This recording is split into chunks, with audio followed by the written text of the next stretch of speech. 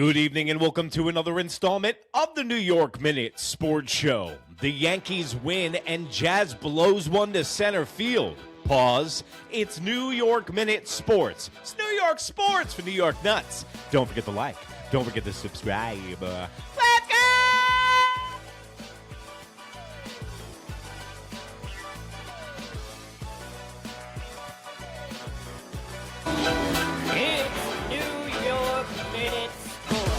Well, there you have it, folks. Welcome to another installment of the New York Minute Sports Show. Don't forget to like, don't forget to subscribe, and don't forget to visit the New York Nuts merch store. That's the beautiful blue link underneath the video.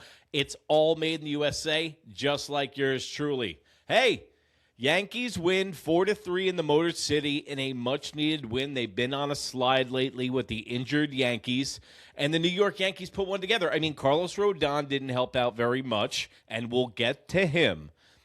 But the story of today, unless you live under a rock or don't own a smartphone, the story of the day was not the World Cup. It was Jazz Chisholm and his lollipop. I mean, we were talking about this on the Postgame show last night, and it wasn't that big of a deal. But I guess the rest of the normies who don't watch this team every single night and don't know that Jazz Chisholm does whatever he wants, whenever he wants, on this team. And everybody was going batshit crazy out of their minds. I think it's business as usual for Jazz Chisholm. He's having fun out there, and I think it falls on Aaron Baboon Bubbles, Buffoon, wow, more so than anybody else. And then Aaron Boone was interviewed on John Boy today and goes, yeah, I was pissed off by that. I took Jazz aside and I had a talk with him. Now, that's great. Aaron Boone can be like he's the sheriff in town after the horse has already left the barn.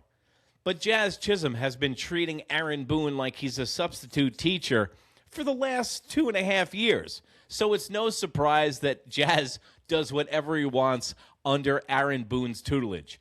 At the same point, bro, we got to have some perspective here. It's only a lollipop. I get it. The optics aren't good. And you know what? Jazz Chisholm, and I'm going to feel like an old man when I say this, Jazz Chisholm's generation doesn't get the term frowned upon, okay? Like, something that's frowned upon is when you show up to somebody's house, you kick your dogs off, and you put your feet right up on their coffee table in the first 3 minutes of being at their house. Yeah, you can do it. They're not going to say anything, but it's kind of frowned upon. So when you go into the infield and have a lollipop in your mouth, the optics aren't good, and it's kind of frowned upon. But then people were making good points. What about chewing tobacco? What about Zins, which I have in my mouth every time I do this show? Should I be suspended? Should I face ridicule? Should Jazz Chisholm really be getting his balls busted about the lollipop? Or is it more than just the lollipop with Jazz Chisholm? Jazz Chisholm is a lightning rod. Whenever there is news going on with the New York Yankees, Jazz Chisholm is attached. I mean, you even saw last year when me and Jazz Chisholm were going at it, pause, no Diddy. Yeah, bro, I appreciate it too, bro. For me, at least, you know, like, I be having fun with it, with all the fans, you know. I know you're a New York fan and we wasn't doing well, so I understand your frustration, you know. But, you know, me, I just like to have fun, get online, talk back a little bit, have fun. That's how I've always been, so. But, yeah, man, no hard feelings over here at all. We good. What's up, my guy? I only do it for the fun anyway, bro, so. I don't have any bad blood anyway. I just do it for my fans because they like when I do shit like that.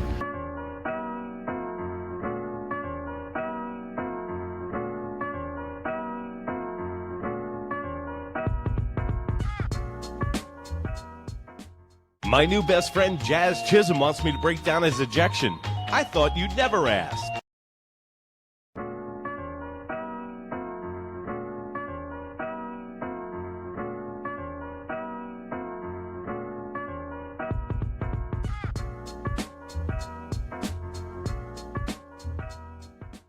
in the DMs when I told him, get the batting average up and get your head on baseball. That was 2 years ago. And that's what I was telling him, and I would give him the same advice today. The guy is a young knucklehead. I get it. But you know what? Baseball is missing characters. And if Jazz Chisholm wasn't on this team, what would we be talking about? And I think that also plays into it. You got a baseball season here where everyone sucks. They got to kind of make some kind of controversy or some kind of entertainment coming out of baseball because, man, it's been watching like paint dry. There's no competition. The New York Yankees are winning in clips. And now it's like, uh-oh, Jazz got a lollipop in his mouth. Better burn the stadium down. And I understand. Jazz brings it upon himself. The 50-50, and you can buy your 50-50 Jazz raffle t-shirt at the New York Nuts merch store, plug. But this is what he brings to the table. He's the lightning rod, man. With the OnlyFans thing in the offseason saying that, hey, whatever you want to do in your off time is your off time. But when you're playing baseball, man, what we deserve as fans and for the $20 you pay for a beer and the season tickets and paying for yes and jumping through hoops with different apps to watch baseball, the least you do is owe us 9 innings of concentration. That's all we ask. And I think New York Yankee fans are pretty fair. I don't think we're outlandish in our criticism. We're one of the most educated fans in all of sports. And don't even give me that whole thing about Yankee fans getting on Jazz because you know what. Yankee fans hate Anthony Volpe more than they've ever hated Jazz Chisholm. In fact, Jazz Chisholm gets more of a break than Anthony Volpe on this team, who's an Italian kid from New Jersey. I know 35 people that would take him out into the middle of the Atlantic Ocean and drop him off for another Japanese team to be named later. So it's not that. What it is Jazz is a knucklehead and plays for the most famous baseball team on planet Earth. Everybody else on that team's like a robot, dude. Aaron Judge. Yeah, he's a great captain and everything. He's got the personality of belly button lit. He's all business. Cody Bellinger's so stoned, he doesn't even know where he is half the time. Then 3/4 of the guy, English is a second language. So who's left? It's Jazz Chisholm, who wears Fred Flintstone cleats to the ballpark. Then he's wearing Giancarlo Stanton's pants. Then he's using Aaron Judge's bat. Then he's stealing the Scarecrow's brain. So this is price of admission. This guy thinks he's going to get $185 million next year. So it's give and take with Jazz Chisholm. And what does he do tonight? After all the controversy, after talking about him all night long, he jacks a 2-run bomb. Then he goes to the dugout and gets the old bubble yubbo out and puts it right in front of the camera. And you know what? I got to side with Jazz on this one. Because you can do these things, Jazz, and I know that you watch. You can do these things when you produce, man. New York is all about talking about it and then doing it. If you talk about it and don't back it up, people in New York will eat you alive. But last night, played with a lollipop in your mouth, got shit, came into this game, hit a major home run, and that's exactly the kind of play that will make fans fall in love with you. And I got to admit, the whole way that everybody responded to this lollipop thing completely made me go in the opposite direction and back up Jazz 120%. I'm even hearing guys go to the length of talking about kids in Little League playing with lollipops. All right, okay. Your kid can turn on his iPhone and his iPad. Little Cooper can watch anything that he wants. Jazz Chisholm playing with a lollipop in his mouth is the least of our worries, okay? And parents, I think that's the least of your worries as well. So let me know in the comments below. This is going to be the end of Lollipop Gate, okay? I think we spent enough time on it because, I mean, they're analyzing it like the Kennedy assassination. Let me know in the comments below how you felt about tonight, how you felt about the Lollipop Gate, and then how you felt after tonight's game after the way that he produced. Because I've always said it. A guy like Terrell Owens back in the day, everybody got on him for putting a Sharpie in his sock, and after he would get a touchdown, he would sign autographs and throw it into the crowd, and people would get so upset about it. If you stop him from getting into the end zone, you don't have to see all the antics. Now, Jazz Chisholm produced tonight, and he backed it up. So hopefully he can keep this streak going, and he has turned his season around in the last 2 months. But I'll tell you somebody that we never hear from. Somebody that is never in front of a camera, in front of a microphone on the New York Yankees, and that's Carlos, scrambled eggs in my brain, chips in my elbow, Rodon. I know that the New York Yankees won tonight, but Carlos Rodon is pissing me the fuck off. Gerrit Cole and Carlos Rodon, the two pitchers that everybody, all the talking heads on ESPN, name it. You know, this starting rotation is going to be as good as 98 when Rodon and Cole come back. Were you not aware that they just both missed time with some pretty significant injuries? Rodon was not that good before he got hurt. I know he had a good year last year, but historically on the Yankees, he's not a good pitcher. Gerrit Cole looks like a shadow of himself. And the New York Yankees have length problems. They need to call Jimmy Johnson and get a discount for extends, pause, all Diddy. 5 innings pitched, 6 hits, 3 earned runs, 5 strikeouts, 2 walks, and 87 pitches tonight. It's not going to get it done. We sat here on the show last night, and I told you in the last 15 games, these are the innings started by our starters. 5, 6, 5, 4, 4, 5, 6, 6, 5, 5, 4, 7, 4. And tonight, 5.